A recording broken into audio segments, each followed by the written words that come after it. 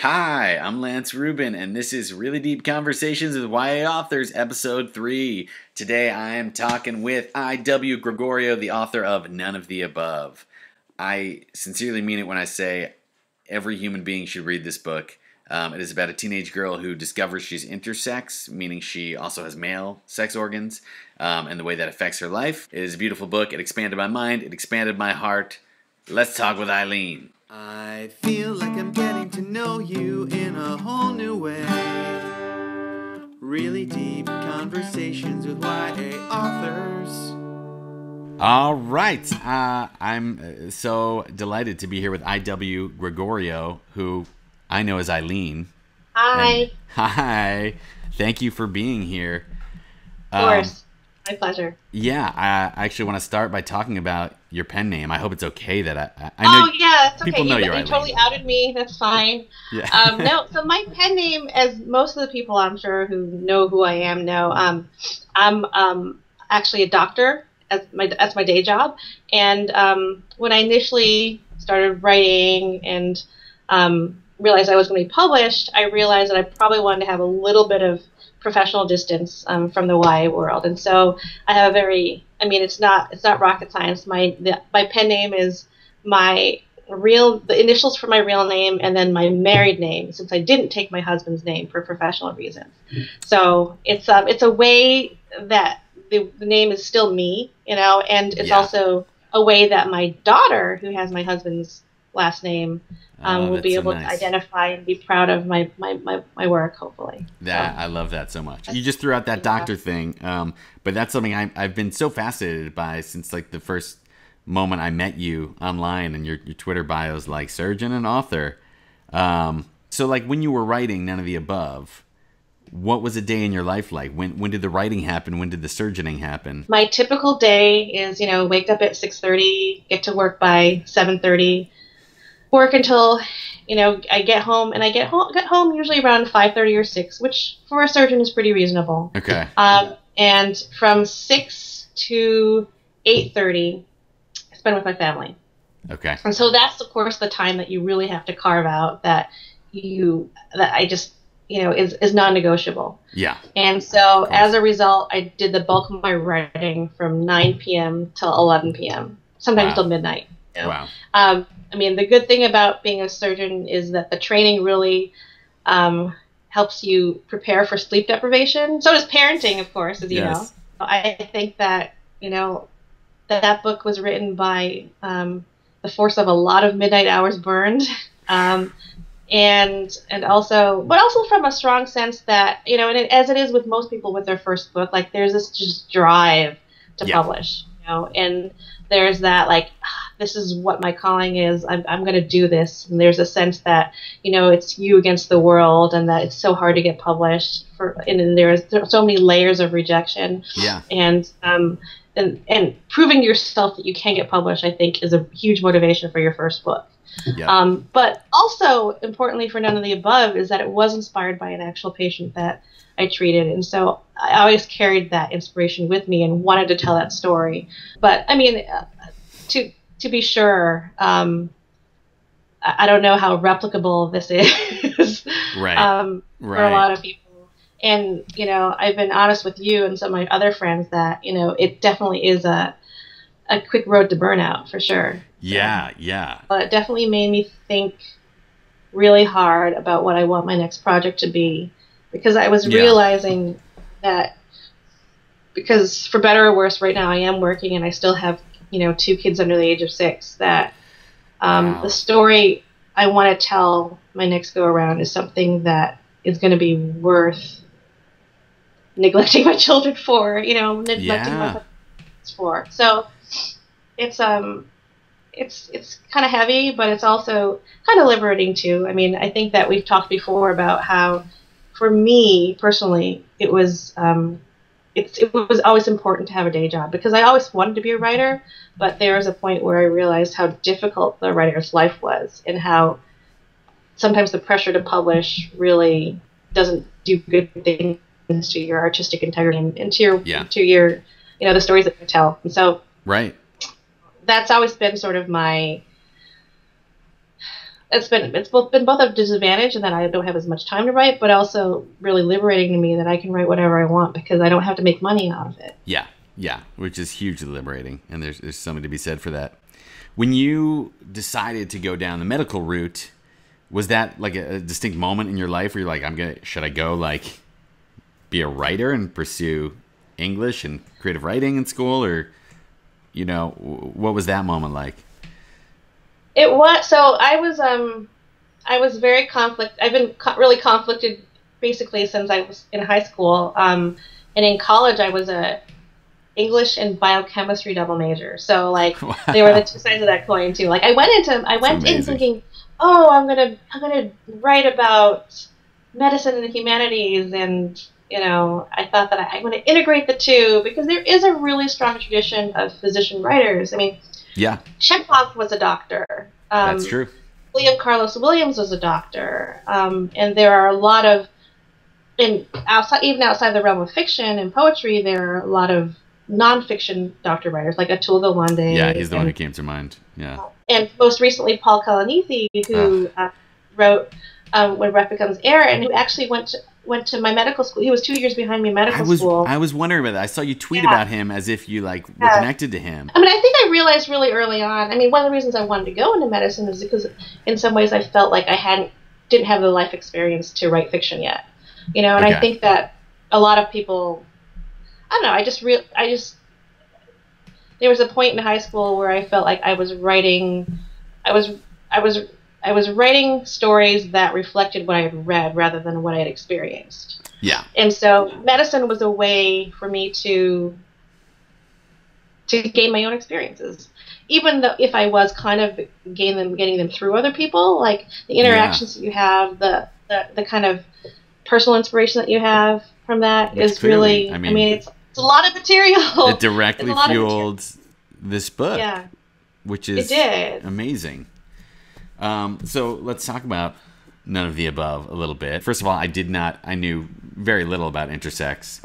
I think like that episode of Freaks and Geeks was probably the deepest I delved into it. It's so funny. Yeah. I didn't know about that episode until I only watched like the first 5 episodes of Freaks and Geeks, and so like oh wow, I never actually watched that episode. Yeah, have you seen it now? I still haven't. Yeah, you should watch it. Until MTV's Faking It, there was never really even a secondary character that was intersex that was really fully fleshed out. That wasn't just it wasn't just a curiosity. Right, so. Right. And your story, it just really is just this beautiful exercise in empathy. Yeah, you've just written it so well. When did you have the spark? Like, I really want to write. I want to like write this story. Like you said, you had a patient who was intersex or was going through this situation. Yeah, she had the same syndrome. She had androgen sensitive syndrome, and I treated her during residency, which was in like 2008, I think. Okay. 2008, 2009. And even before that, I kind of had this idea running around in my head that I wanted to write a YA Middlesex, because Middlesex was a book that really captured my imagination, and is obviously a literary work in its own right, but it's almost like a family historical drama and a character study, and there are certain parts of it that aren't very accessible to, I think, younger readers especially, and I think it's younger readers who are the ones who have the most to gain out of really understanding what intersex is. Absolutely. And so the idea of writing once I realized, when I started writing fiction that I wanted to write for teens, I just thought that it was like exactly what I wanted to do, and I had vague ideas, but it wasn't until I met this patient that everything really crystallized. That I had that really visceral reaction when I went to see her after her first post-operative visit, when I was panicked because I was like, what do I tell this girl? How can I possibly empathize with what she's going through? I mean, having to actually think about what her life was going to be like. It was the first time it ever really hit me that I needed to know these answers to answer the questions for this like really vulnerable 17-year-old girl who was there without family who Yeah. still didn't really understand her diagnosis. And it was, I mean, as a doctor, that's one of those seminal moments where you think about what your role is as like a healer, not only of the body, but of like the Yes. spirit and the soul. Well, It was definitely. my hats off to you, because I feel like that's what good doctors think. I mean, there's some doctors who really don't necessarily give that empathy section Yeah, of it's hard. as much time. Particularly this past year when I've been so tired, I've realized that empathy fatigue is real. Sure. There people we have see so many patients in medicine. I mean, everybody has bad days, but I Yeah. think that at the heart of it, I think most people, hopefully most people enter medicine wanting, and this is a very special case of someone where I had read about her diagnosis in medical school. I mean, it's like actually like a classic boards question. If a girl comes in, if a teenage girl comes in who hasn't menstruated, who has bilateral hernias, what does she have? And Wow. everyone knows the answer off the top of their head because it's a literal answer, question and answer that you get on your board review materials. That's so interesting. And knowing that, but not knowing anything about the psychology of it, the sociology Right. of It's it, huge. and it really made me crystallize in my mind how badly medical education really prepares you for this type of thing. Yeah. And it made me really want to learn their story. Has that patient who inspired None of the Above read None of the Above? I don't know. I never got. I don't even remember her name. Yeah, it was just a Honestly. moment in time. It was like this ship's passing at night. Like I met her for 15 minutes, and Yeah. it was at the You have- county hospital. You have no idea how she's. I mean, I have this no was idea. imagining what might have happened to her after this 15 minutes. Yeah, but- I mean, it's obviously completely. oh yeah, she's nothing necessarily like this girl, Yeah. but so on that same line of thinking, have people who are intersex reached out to you? Yeah, And yeah, it's really neat. That's so cool I mean, I reached out to a lot to them, and I actually to have them read it. Like, our Harper actually sent a bunch of them arcs. Nice. And they gave us input even through like second pass edits. They were giving us insight into word great. choices and situations that weren't quite right. That's so smart.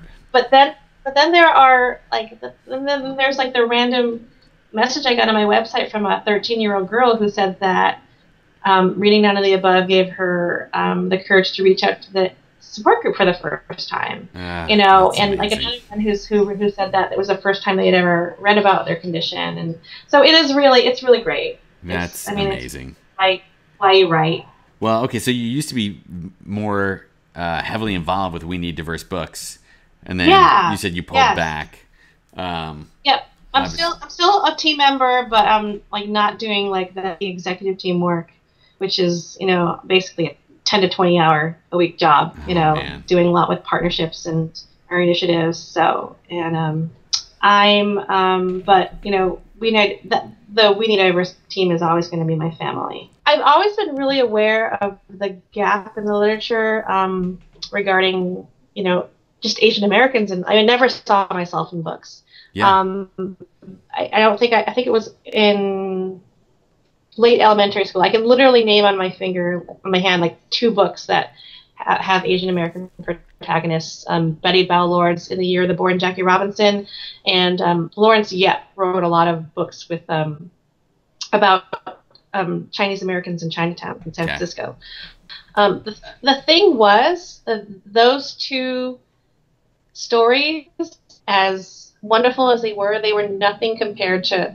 So growing up as a first-generation immigrant in like a major city is completely different than how I grew up, which was in the middle of nowhere, Podunk, upstate New York, and as sort of a weird second-generation blend, because my parents weren't actually from China. My mom was from Taiwan, but my dad was actually born in South Africa, and he's part of this crazy Asian diaspora that no one really knows about. But my grandfather was born in Durban, South Africa, and grew up during apartheid. So I was like, there's no one whose story is like mine, right. But it still meant a lot to me to not, or it still was painful for brain and not see myself in books. I mean, I grew up in growing up in fairy tales and fantasy, and like every single one of those stories had white protagonists. Yeah, And absolutely. I never even considered how odd that was until college, probably, when I started reading The Women Warrior, and Maxine Hong Kingston, and took a couple classes. And so when I decided in the middle of my research year in residency that, yes, I'm going to go write that children's book, I wrote a very thinly veiled autobiography with an Asian American main character. The problem was, it was good enough to get an agent, and I was, when we went out on submission, we got some really great feedback, but with long letters, long rejection letters, saying we love the writing, we love the main character, but it's too similar to another Asian American story on our list. And they would name the titles and the authors. 3 separate Big 5 publishers did that. And to say that it was heartbreaking is an understatement. And so, and I'm not the only person to have experienced this. Like, I had another one of my friends who was Asian, like, literally told me, from now on, I'm only writing about white people.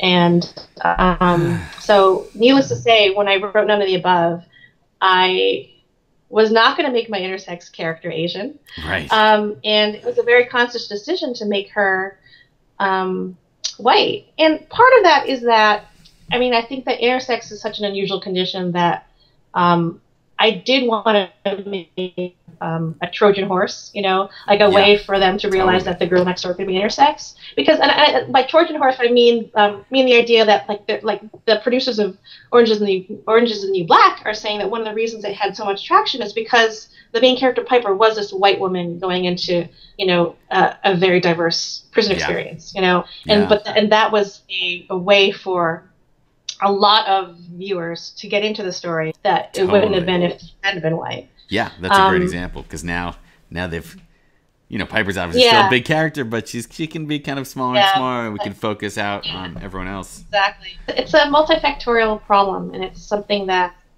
we all have to work together for. But knowing is half battle. Yeah, knowing is half the battle. Awareness is where change starts. I think we're getting toward the end of our interview, and I do a section called Your Time, where... My time. Your time, Ilene. I keep meaning to prepare my guests for your time, and I so far have failed 3 times in a row. Oh, that's fine. But, it's your time to share anything that you just want to get off your chest, or just... it doesn't have to be something negative. It could be something positive, or just a fun fact you want to share. I saw there are amazing fun facts on your website, all of which I enjoyed. I know that one of the fun facts is that I lost my glasses over Niagara Falls before, when I was like 8. I actually want to, right now I just thought of a new section that maybe I'm going to do every time, which is that if you could recommend just one book right now, it doesn't have to be like your favorite book ever, just like a book that you think people should read that maybe they're not reading. What would that book be? Make sure you don't offend any of your author friends by not picking their book. Great. You mean besides Denton Little's Death Day? Yeah, exactly. I used to say Kelly Lloyd Gilbert's Conviction, but then it got nominated. Then it was a finalist for the Morris, and I'm like, okay, so fine, it got love. That book is great. I would say the same thing of Anna Maria McLemore's Weighted Feathers, but then it was nominated for a Morris too. Right. So I'm like, well, I have really good taste. You have good taste. Another book that recently got recognition that I called about a year ago was Fonda Lee's Zero Boxer. Yeah, I saw it got a Nebula. Yes, or it was nominated for the Andre Norton Award. So again, I have really good taste. What can I say? Oh, nice. Multiple. That's great. Yeah, I really need to read Zero Boxer. That book sounds awesome, and I haven't read it yet. Speaking of people who are doing a book a year or 2 books a year, Stacey Lee, the ridiculously talented author of Under a Painted Sky. I'm just finishing reading that tonight, actually. I have like 20 pages left. It's wonderful. Yeah. And Outrun the Moon just is coming out, and so she's 2 for 2 with Kirkus Stars. So Zing. That's pretty impressive. That is, because I'm 0 for 1, so got a Oh hats yeah, off. me too. Damn it! I'm never gonna match her batting average. So upset. Yeah, that's But, true. Wait, did you? Let's side note too, because yeah, Stacey Lee's books. Read all of them, everyone. Did None of the Above get any stars? Published this weekly. Oh, cool, Yeah. nice. I So- think it should have gotten stars from everyone, and I do too. yeah, No. I feel that about my book as well. Obviously, Yeah. I feel that a lot of books. We should probably cut that out because it'll sound really bitter. But... I'm not cutting it out. No, I honestly, I cheer for authors who get stars, but I also feel like, what is this on me? You know, it's like, I much prefer to be like, I cheer you on because I've either read this book and I cheer for this book, or, I just hate the idea that it's like, oh, now we know it's good because you've gotten a star. I don't know. It's 10 o'clock at night and I'm probably just babbling about stars, but I've loved talking with you, Ilene. Yeah, thank you for giving me this chunk of time, giving us this chunk of time out of your busy surgeon, author, parenting life. Oh, thank you for inviting me and for doing this. It's such a fun thing. I feel like I'm getting to know you in a whole new way. Really deep conversations with YA authors.